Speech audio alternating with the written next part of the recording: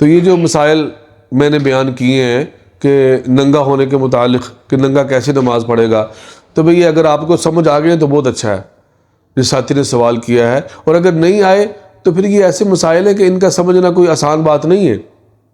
ان کے سمجھنے کے لیے ایک تو سمجھ چاہیے، سمجھنے کے لیے بھی سمجھ چاہیے ہے، پھر دین کے ساتھ تعلق اور محبت بھی چاہیے۔ تو ہم اگر عرض اس لیے کر رہا ہوں کہ اگر کوئی چیز آپ کو سمجھ نہیں آئی تو اب دوبارہ کمنٹ کے اندر اس کو پوچھ سکتے ہیں، تو انشاءاللہ اس کا جواب دے دیا جائے گا۔ بسم اللہ الرحمن الرحیم۔ تمام دیکھنے اور سننے والوں کو میرا یہ پیغام ہے کہ حقیقی کامیابی اس شخص کو نصیب ہوتی ہے جو اپنی صبح کا آغاز نماز فجر، تلاوت کلام پاک اور اللہ کے ذکر سے کرتا ہے۔ آج کا ہمارا موضوع ہے ننگے بدن نماز پڑھنا۔ ایک ساتھی نے سوال پوچھا کہ اگر کسی شخص کے پاس کپڑا ہی نہیں ہے، ایسی جگہ پر ہے کہ وہاں اس کے پاس کپڑا نہیں ہے اور دستیاب بھی نہیں ہے اس کو کپڑا، تو وہ کیسے نماز پڑھے گا؟ یا کپڑا ہے لیکن کپڑا اس کے پاس ناپاک ہے، پلید کپڑا ہے، اس کے علاوہ اور کوئی کپڑا نہیں ہے، تو وہ کیسے نماز پڑھے گا؟ تو بھئی جو ننگا آدمی ہے جس کے پاس کپڑا نہیں ہے یا کپڑا ہے لیکن پلید کپڑا ہے اور دھونے کا بھی انتظام نہیں ہے اس وقت، اور جنگل بیابان کے اندر ہے یا ایسی جگہ ہے کہ پانی وہاں موجود نہیں ہے کہ اس کو دھو سکے، تو ایسا شخص بیٹھ کر نماز پڑھے۔ ایسا شخص بیٹھ کر نماز پڑھے گا، رکوع اور سجدہ اشارے کے ساتھ کرے گا،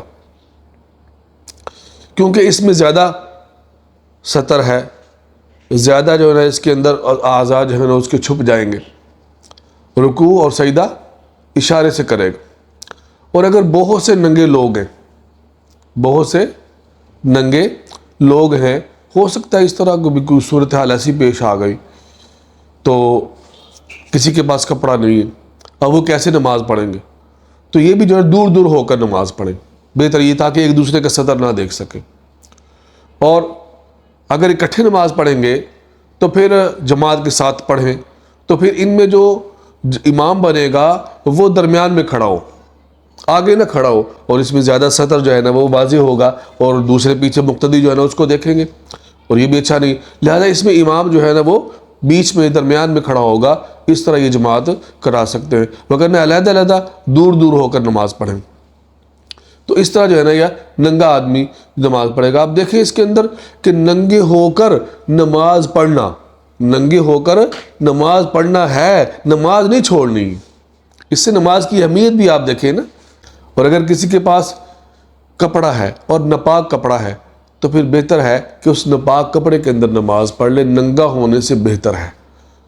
اگر اس کپڑے کو پاک کرنے کا کوئی اس وقت اس کے پاس کوئی آلہ نہیں ہے، پانی نہیں ہے دور دور تک، اور نہ ہی امید ہے پانی ملنے کی، تو پھر اس کپڑے کے اندر پڑھ لے تو زیادہ بہتر ہے، ناپاک کپڑے کے اندر۔